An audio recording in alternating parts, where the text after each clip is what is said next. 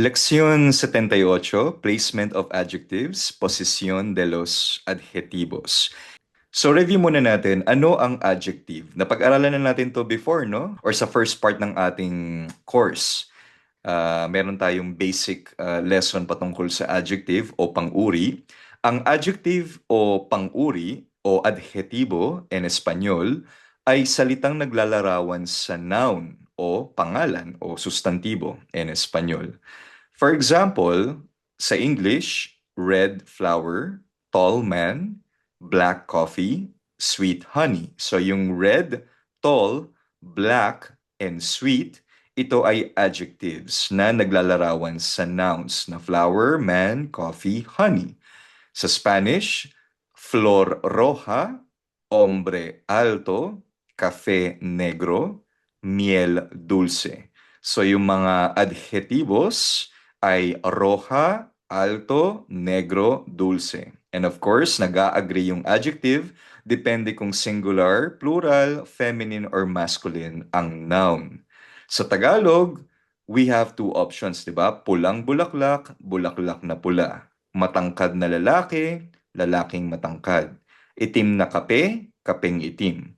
Matamis na pulot, pulot na matamis.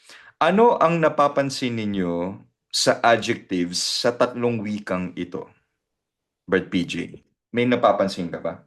Magkaiba po yung sa English, pati Mhm. sa, magkabaliktad din sa English, pati sa Spanish. Okay. Pero pagdating po sa Tagalog, pareho lang po siya, meron po siyang parehong meaning po. Okay. Itim na kape, kape na kapeng itim. Okay. All right. John Rel, meron ka bang napapansin or observation patungkol sa Kagaya tatlong lingwahe? kagaya po ng mga ipinapapansin niyo po sa amin nung mga naunang mga lesson po, may malaking kinalaman po yung gender po noong, kung ginagamit po natin sa noun, may mga gender din po siya. Mhm. Gano'n din po pagka adjectives, nagdedep dapat ano ba yun? Kumbaga nagkakasundo po sila dun sa ano, halimbawa yung hombre, lalaki, tapos Mhm. alto, Nag-a-agree. ah, Mhm. nag-a-agree po siya. Gano'n po Mhm. ang observation. Okay. Muy bien. So, kung i-observe natin itong placement ng adjectives sa English, Spanish, at Tagalog, sa Ingles, ang mga pang-uri or adjective ay karaniwang nauuna o bago ang noun o pangalan. Katulad ng examples natin kanina, red flower, tall man, black coffee. So yung red, tall, black, usually sa English nasa unahan ng noun. Sa Tagalog naman, ito yung interesting sa Tagalog. Maaari itong mauna o sumunod gamit ang pang-angkop na o nang. So halimbawa, pulang bulaklak, nasa unahan yung pula, no? Nilagyan mo lang ng NG, yung pangangkop na NG para pagdugtungin yung adjective at yung noun. Pero pwede mo rin ilagay yung adjective sa dulo after the noun, bulaklak na pula. So interestingly, yung Filipino language mas flexible siya, di ba? Matangkad na lalaki, lalaking matangkad. Ngunit sa Espanyol, ang mga mapaglarawang pang-uri o descriptive adjectives ay karaniwang inilalagay pagkatapos ng pangalan or after the noun. Mga halimbawa o ejemplos en Espanyol, me gustan las flores rojas. I like red flowers. Gusto ko ang mga pulang bulaklak. So, las flores rojas. Nasa dulo yung or after the noun yung adjective. At nag-a-agree yung adjective sa depende kung singular, plural, feminine, or masculine. So, las flores, feminine, plural. So, yung rojo magiging rojas. Another example, mi hermano es un hombre alto. So, nasa dulo or after the noun yung adjective na alto or matangkad. Ang kapatid ko ay isang matangkad na lalaki. Prefiero el café negro. I prefer black coffee. Mas gusto ko ang itim na kape. Although sa Tagalog, we don't really say itim na kape, but we also say black coffee na rin, di ba? Taglish. La mantequilla salada, the salted butter, ang maalat na mantikilya. So sa Spanish, usually nasa dulo or after the noun yung adjective. La mantequilla salada. Una casa grande, a big house, isang malaking bahay. El gato blanco, the white cat, ang puting pusa. Ngayon, exemptions. Okay? May mga exemption. Sa Spanish, hindi lahat ng pang-uri sa Espanyol ay sumusunod sa noun o pangalan. May mga pagkakataon na nauuna ang adjective sa noun tulad sa English. Ano ba yung mga exception natin? First, mga possessive at demonstrative adjectives na pag-aralan na natin ng mga ito, ang mga salitang nagpapakita ng pagmamay-ari like yung me, tu, su, o nagtuturo ng bagay like este, ese, aquel, ay laging nauuna. Por ejemplo, mi hermana es alta. My sister is tall. Nuestro perro es amable. Our dog is friendly. Este árbol tiene manzanas. This tree has apples. Estas sillas son cómodas. These chairs are comfortable. So yung mi, nuestro, este, estas, mga possessive at demonstrative adjective ay nasa unahan or before the noun.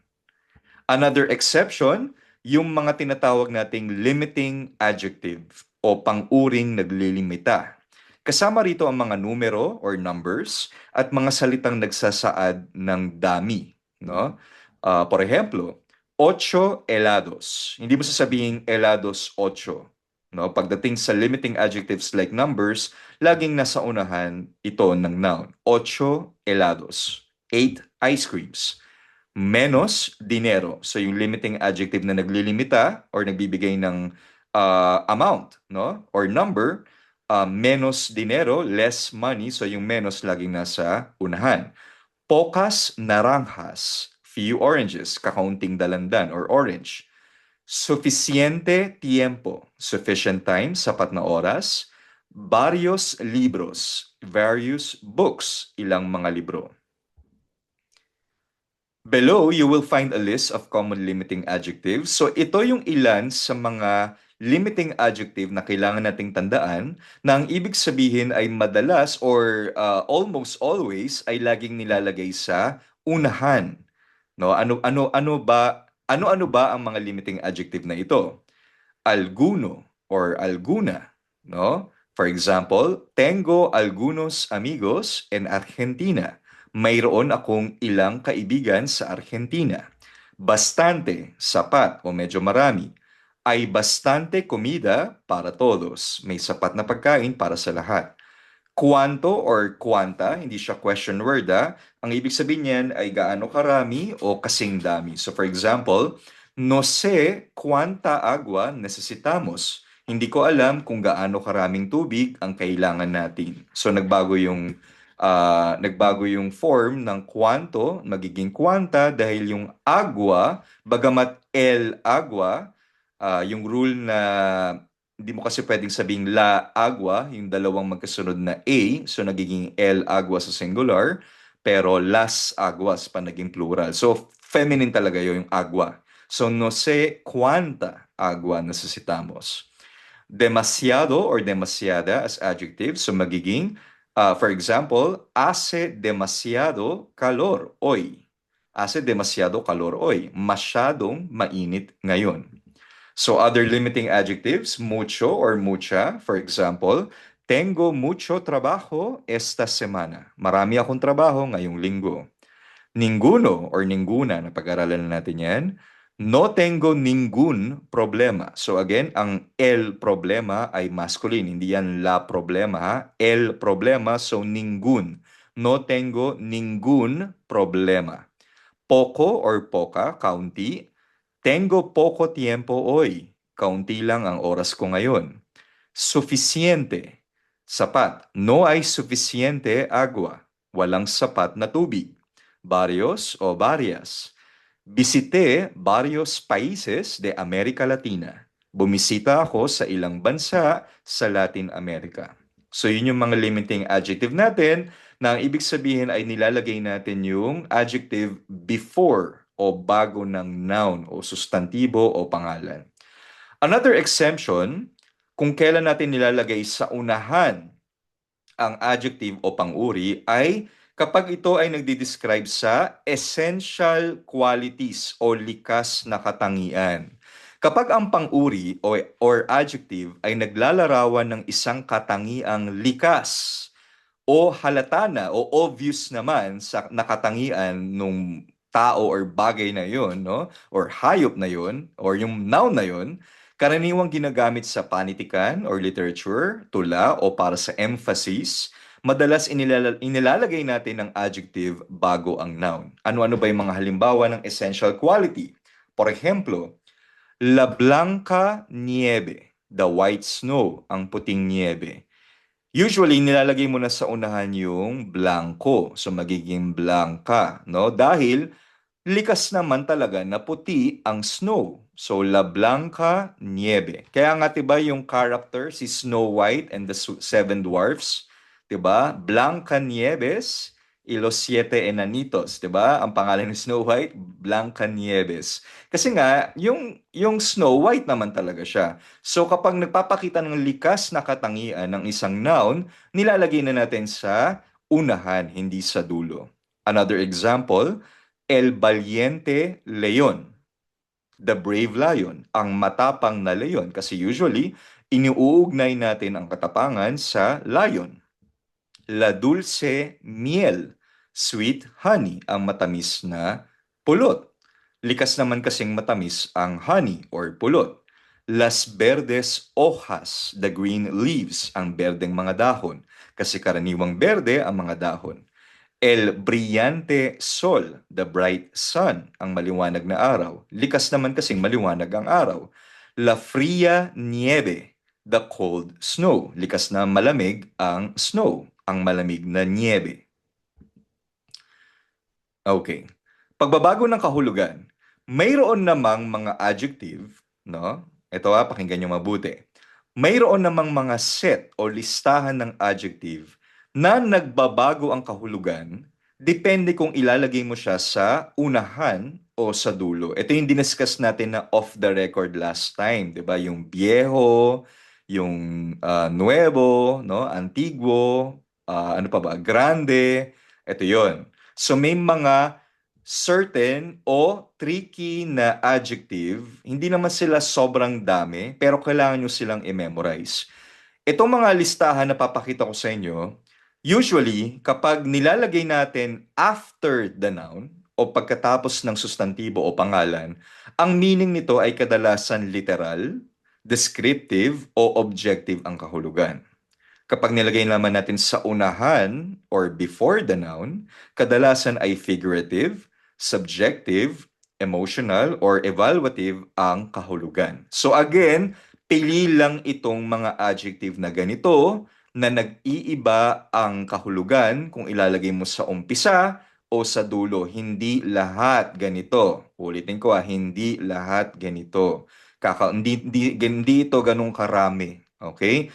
Karaniwan sa Spanish sa dulo nilalagay ang adjective. Maliban sa mga listahan na ito. Kasi nagbabago nga yung meaning depende kung before or after the noun. Ano-ano ba ito? Ano ba itong mga tricky adjectives na ito? So again, hindi ito absolute rule para sa lahat ng adjectives. May mga specific na pang-uri or adjectives lang na ganito. Tulad ng, for example, alto. So pag nilagay mo sa umpisa, no, yung una kong babasahin before the noun, no, bago ang pangalan, at yung second na meaning ay after the noun. So before the noun, ang ibig sabihin niyan ay mataas na antas o mataas na kalidad. After the noun ay matangkad, literal. Antiguo, former, old, ancient, dating or dating pag-aari, sinauna. Kapag naman antiguo after the noun, ancient or sinauna. Baho, mababang kalidad, mababa. Bueno, good, nice, mas tumutukoy sa kalidad o value ng noun. After naman, kind, mas tumutukoy sa ugali o personalidad.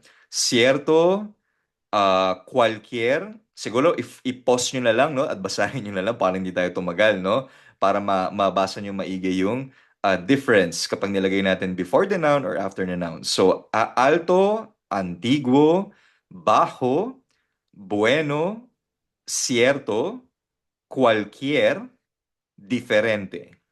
Next batch, distinto, dulce, grande.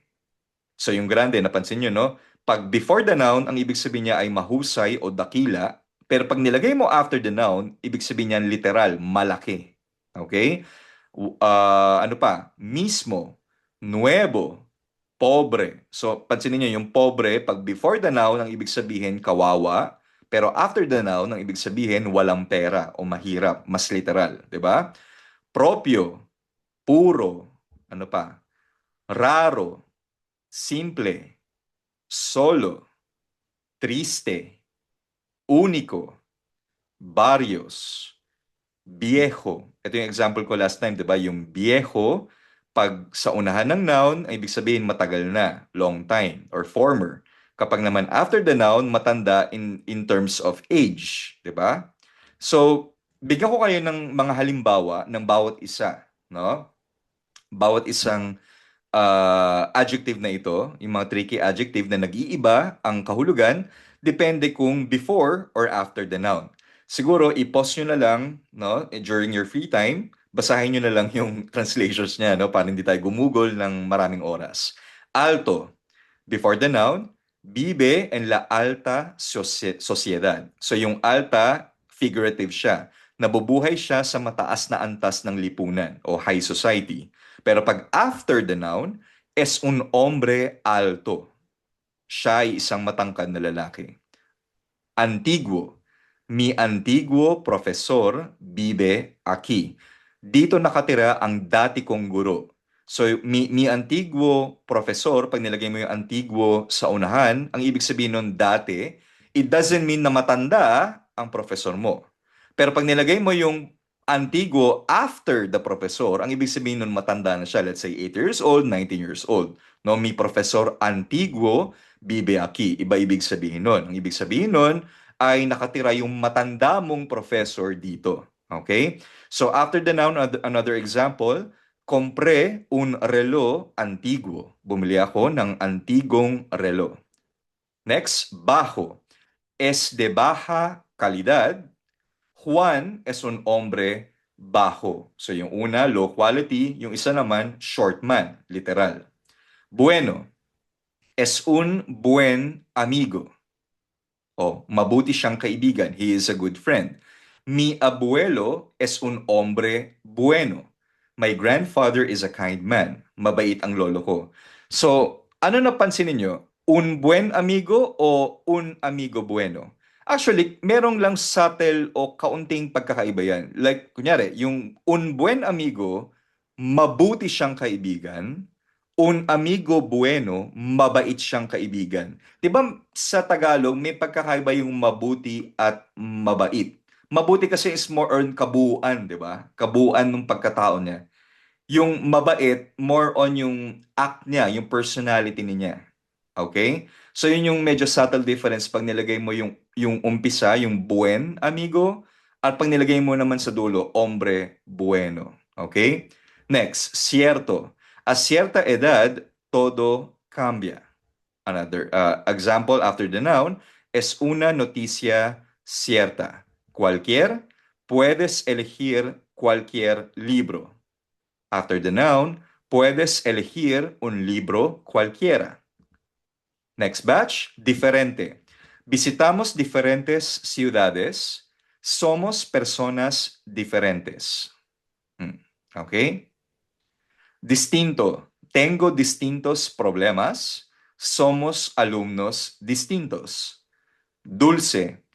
Tiene una dulce sonrisa. Oh, napansin niyo, before the noun, dulce sonrisa, ang ibig sabihin niyan, sweet smile, lovely smile. Hindi ibig sabihin matamis, no? Matamis na natitikman. Pero pag nilagay mo sa dulo, es un pastel dulce, literal na matamis, like yung cake. It is a sweet cake. Ito ay matamis na cake. Grande. Gabriel Garcia Marquez es un gran autor. Ito yung sikat na Colombian author ng Cien Años de Soledad na book. Siya ay isang dakilang manunulat. Pero pag nilagay mo yung grande sa dulo, tengo una casa grande, mayroon akong malaking bahay. So yung grande, literal na grande. Mismo, fue el mismo problema. Él hizo el trabajo mismo.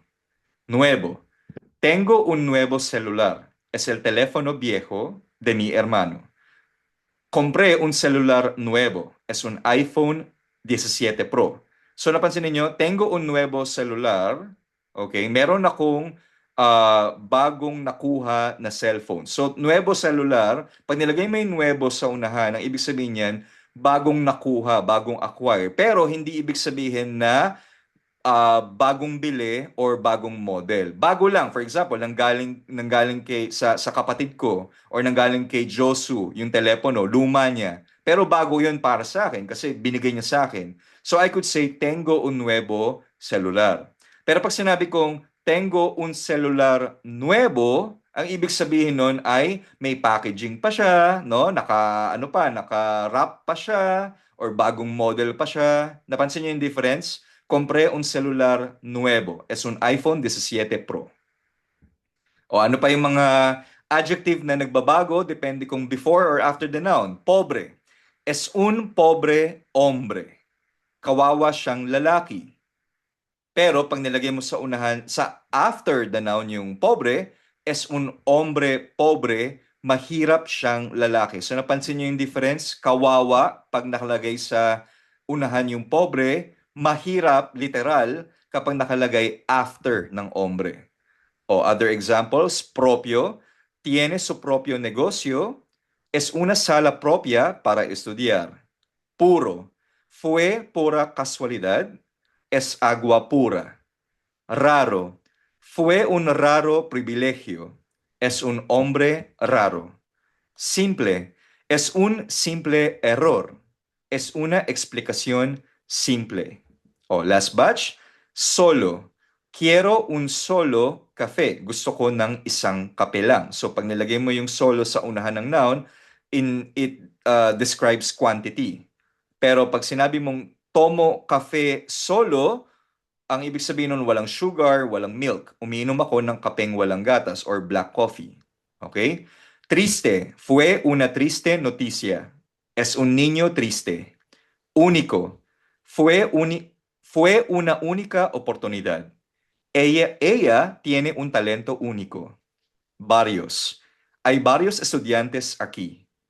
Tenemos caminos varios. Viejo. Pablo es mi viejo amigo. Mi abuelo es un hombre viejo. So kung napansin niyo, no? Pablo es mi viejo amigo. Pag nilagay mo yung viejo sa unahan, ang ibig sabihin nun, matagal ko ng kaibigan si Pablo. Hindi naman matanda si Pablo, pero matagal ko na siyang kaibigan.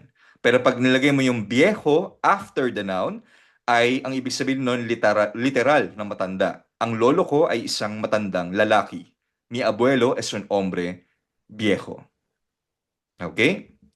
Next, ano ba yung apocopation o apocope, no? Apocopation ay ang pagpapaikli ng ilang adjectives kapag inilalagay sila bago ang noun. Karaniwan, nawawala ang huling letra, madalas ang O ang nawawala. So hindi ito optional, hindi ito style lamang, hindi ito trip lang, no? Ito ay isang grammar rule na kailangan nating sundin. Kasi bakit natin kailangan sundin or bakit ito nangyayari? Dahil sa natural speech ng Spanish, mas madali at mas natural pakinggan ang pinaikling form. Mas smooth ang pronunciation. For example, yung adjective na bueno, kapag nilagay mo sa unahan, okay, at masculine, yung bueno magiging buen. Un buen café. Mali yung un bueno café. Mali yun, ha? Un buen café.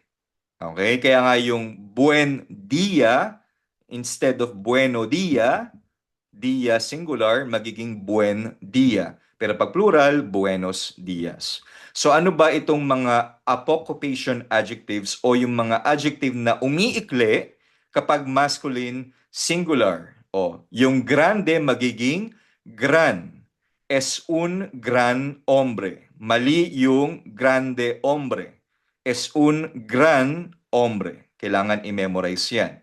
Bueno, magiging buen kapag kinabit mo sa unahan before the masculine noun. Tomo un buen cafe. Mali yung bueno cafe. May narinig ako dyan hanggang ngayon ganyan eh. Bueno cafe, mali yun. Kapag masculine singular, papaikliin mo siya, magiging buen cafe. Malo, bad, masama, magiging mal.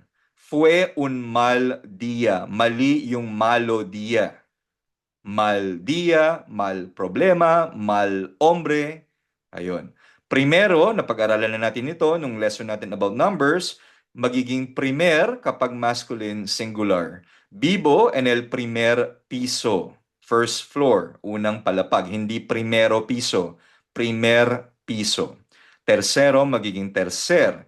Está en el tercer piso. Nasa ikatlong palapag ito. Yung alguno magiging algun. Tengo algún problema dahil el problema, masculine. Ninguno magiging ningún. No tengo ningún libro. Okay? So, let's test your knowledge kung meron ba kayong na-absorb. Sana na hindi kayo natutulog, no? Examen, posesión de los adjetivos. Instrucciones. Complete cada oración escribiendo el sustantivo y el adjetivo correctos en español según la pista or clue en inglés que appear entre paréntesis. Recuerde, en español normalmente usamos sustantivo más adjetivo, pero algunos adjetivos especiales van antes del sustantivo. So for example, ang tanong, me gusta la blank blank. Ang nakalagay na clue in English, White House. So ang tamang sagot, me gusta la Casa Blanca. Okay? So I'll give you 5 minutes. Fill in the blanks. Ilagay ninyo yung tamang order ng adjective at noun or noun plus adjective ng mga pangungusap. Sige po. Try lang po natin kung meron na-retain sa ating mga utak. Okay. Adelante, por favor. Sige po. Examen, complete los espacios en blanco. Vamos a responder juntos. Okay, contestemos juntos. Number 1. Me gustan las blank blank. Ano ang tamang sagot? Rosas rojas. Hmm? Rosas rojas. Flores. Flowers. I didn't say roses. Flores. Flores Rojas. Flores. Flores rojas. Rosas ay rose. Roses, di ba? So, las flores rojas. Okay? Siguiente, número 2. Mi hermano es un... Hombre alto. Hombre. Correcto. Hombre alto. 3. Prefiero el... Café negro. Café negro. 4. Algún amigos. Algún amigos. O, algún amigo pag singular masculine, pero pag amigos... Algunos amigos. Algunos amigos. Diba? Algún, alguna, algunos, algunas. Okay? 5. Vimos un... Leon Valiente. O kasama yun sa exception kanina, diba? Paglikas na katangian or obvious na katangian nasa unahan ang adjective. Valiente, leon. Okay? 6. No sé, blank, blank, necesitamos. Cuánto dinero. Cuánto dinero. Or cuánta plata. Depende kung anong gagamitin nyo. Dinero o plata. Next, 7. 7 hace... Mucho calor. Demasiado calor. Okay. Hace demasiado. Too much, demasiado. Calor. Hoy. 8. Visité Varios países. varios países de América Latina. 9. Gabriel García Márquez es un... autor? Ano ba sa Spanish? Gran Gran autor. autor. Sí, Autor. correcto. Hindi grande autor, gran autor. 10. Estos libros Estos son libros. interesantes. Estos libros son interesantes. 11. Tenemos Tenemos Un poco tiempo. tiempo. Tenemos poco tiempo hoy porque estamos ocupados. You can also say un poco de tiempo, pero dito dahil ang dinidiscuss natin ay adjective at noun, so poco tiempo, it's fine. 12. Primer Vivo en piso. primer piso. Vivo en el primer piso. 13. Tercer piso. Está en Está el en tercer el piso. tercer piso. 14. No tengo No tengo algún ningún problema. Oh, Ningún no, problema. merong negative. No, so Ningún. no tengo ningún problema. Algun pag walang no. Pero pag negative ang sentence, ningún. Okay, 15. Pablo es mi viejo amigo. Pablo es mi viejo Viejo amigo. amigo. Muy bien. Mark, pakibasa nga po ang ating mga correct answer, por favor. Hoja de respuestas. Me gustan las flores rojas. Mi hermano es un hombre alto. Prefiero el café negro. Tengo algunos amigos en Argentina. Vimos un valiente león durante nuestro viaje a Kenia. No sé cuánto dinero necesitamos. Hace demasiado calor hoy. Visité varios países de América Latina. Gabriel García Márquez es un gran autor. Estos libros son interesantes. Tenemos poco tiempo hoy porque estamos ocupados. Vivo en el primer piso. Está en el tercer piso. No tengo ningún problema. Pablo es mi viejo amigo. Muy bien.